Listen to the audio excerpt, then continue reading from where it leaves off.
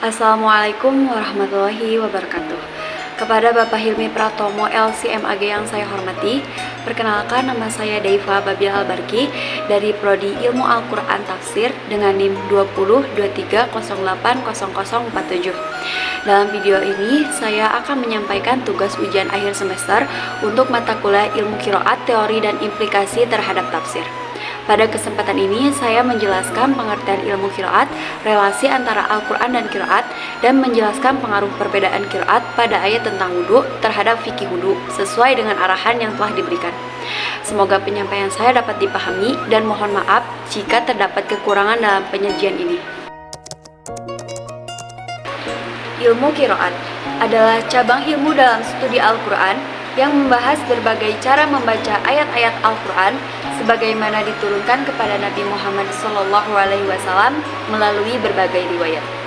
Kata qiraat berasal dari bahasa Arab, yaitu qara'a yaqra'u qira'atan, yang berarti bacaan atau cara membaca. Ilmu ini tidak hanya mengatur variasi bacaan, tetapi juga mendokumentasikan dan menjelaskan perbedaan-perbedaan tersebut sesuai dengan sanad atau rantai periwayatan yang sahih. Ilmu ini mencakup perbedaan dalam hal yang pertama, huruf atau harokat, misalnya panjang pendek bacaan atau mad seperti fathah, kasroh, dan dhammah. Yang kedua, lafadz, variasi pengucapan huruf atau kata.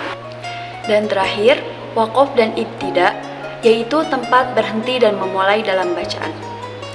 Adapun fungsi dan tujuan ilmu qiraat adalah menjaga keaslian bacaan Al-Quran sebagaimana diajarkan oleh Rasulullah SAW dan memudahkan umat Islam di berbagai daerah yang memiliki logat dan dialek berbeda untuk membaca Al-Quran sesuai kemampuan mereka. Terdapat 10 qiraat yang dianggap mutawatir, yang masing-masing memiliki 2 perawi utama. Contoh qiraat mutawatir adalah qiraat Imam Nafi, qiraat Imam Ibnu Katsir, qiraat Imam Abu Amr, qiraat Imam Ibnu Amir, qiraat Imam Asim, qiraat Imam Hamzah, qiraat Imam Al-Kisai. Selain itu, terdapat qiraat syadz yang tidak digunakan dalam ibadah tetapi dipelajari sebagai bagian dari sejarah ilmu qiraat. Aspek yang dikaji dalam ilmu qiraat antara lain yang pertama tajwid, yang kedua tafhim dan tarkik, yang ketiga idgham, ikhfa dan idhar, yang keempat mad dan qasr. Dengan mempelajari ilmu qiraat, seorang muslim dapat memahami dan menghayati bacaan Al-Quran dengan lebih baik, serta menghormati kekayaan tradisi bacaan yang diwariskan oleh generasi awal Islam. Relasi antara Al-Quran dan qiraat sangat erat. Al-Quran diturunkan secara lisan kepada Nabi Muhammad SAW, dan para sahabat Nabi memiliki cara baca yang berbeda-beda. Perbedaan ini kemudian diwariskan kepada generasi berikutnya dan akhirnya tercatat dalam berbagai riwayat qiraat. Dengan kata lain, qiraat merupakan bentuk variasi dalam cara membaca Al-Quran yang diwariskan secara turun-temurun dari para sahabat Nabi. Perbedaan qiraat dalam ayat tentang wudhu memiliki pengaruh yang signifikan terhadap fikih, terutama dalam penentuan hukum mencuci atau mengusap sebagian anggota wudhu. Ayat yang menjadi rujukan adalah surat Al-Maidah ayat 6 yang berbunyi, A'udzubillahi minasyaitonirrajim. Bismillahirrahmanirrahim.